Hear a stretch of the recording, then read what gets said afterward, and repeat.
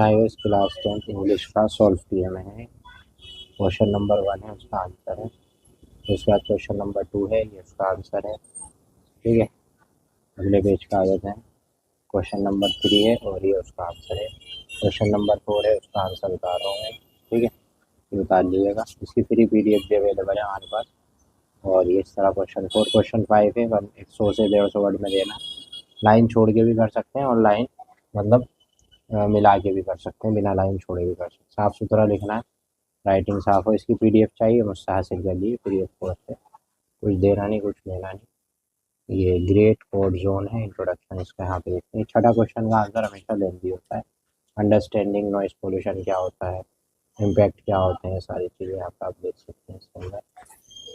ठीक है, पूरा दे रखा है इसका, ये आप आसानी से यहाँ पे देख सकते हैं पूरा ये। आ जाओ। उसके बाद ये है, ये उतार लो भाई यहाँ पे। फिर उसके बाद ये वाला है सारी। ठीक है, और फिर हमारा आगे का आ जाता है अगला पेज, ये कंक्लूजन है, ये बता दूँ। तो यहाँ पे जो है हमारा, आप देखिए इंग्लिश का भी जो TM है 2024-25 का 10th, ये पूरा हो गया। वीडियो को लाइक शेयर जरूर कर दिया, सब्सक्राइब।